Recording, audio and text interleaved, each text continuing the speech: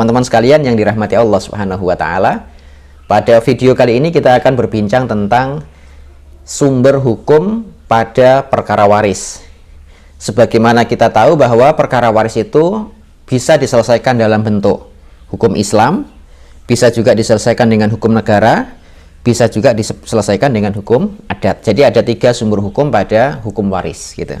Nah, sekarang pertanyaan kita, kalau kita ini muslim, kita ini orang Islam, bagaimana cara menyelesaikan perkara waris kita dalam keluarga muslim tersebut?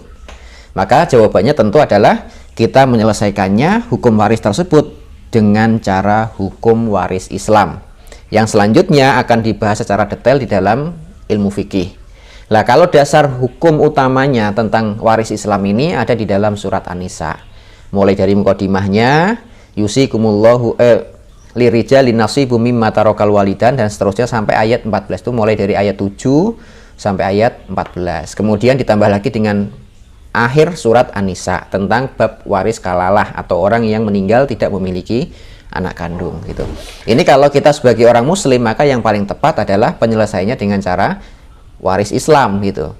Kalau itu tidak sampai menimbulkan sengketa yang berlebihan, maka penyelesaian waris di dalam rumah tangga itu jauh lebih bagus daripada dibawa ke pengadilan gitu. Nah, secara umum sih kalau hari ini mungkin yang saya tahu bahwa waris Islam sekalipun dibawa ke pengadilan, ya larinya ke pengadilan agama, bukan ke pengadilan negeri. Adapun penyelesaian waris secara negara yang nomor 2 ini, itu diatur di dalam kitab Undang-Undang Hukum Perdata di pasal 832. Itu yang berbicara tentang hukum waris. Nah, selanjutnya hukum kitab Undang-Undang Hukum Perdata ini selanjutnya disebut sebagai waris barat.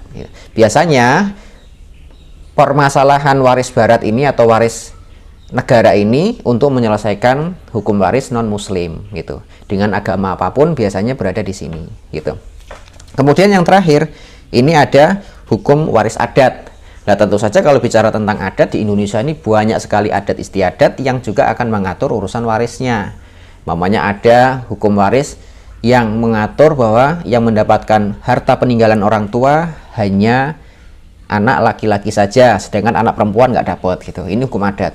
Tapi kalau pas kebetulan orang yang berada di dalam adat ini adalah muslim semua, mamanya kayak saya ini orang Jawa asli, tapi kemudian karena keluarga kita adalah muslim semua, ya tetap nanti kalau bisa diusahakan semaksimal mungkin hukum adat itu nggak usah dipakai lagi gitu. Karena kita seorang muslim, maka yang kita pakai adalah hukum fikih Islam kita ini, atau hukum waris Islam. Itu yang paling tepat. Maka tadi kembali pada pilihan tadi, kalau seandainya kita dihadapkan 3 pilihan ini, maka kita sebagai seorang muslim, maka penyelesaian waris Islam dengan hukum Islam itu jauh lebih baik dan lebih tepat bagi kita sebagai seorang muslim. Baik, demikian teman-teman sekalian. Aku qouli hadza. Assalamualaikum warahmatullahi wabarakatuh.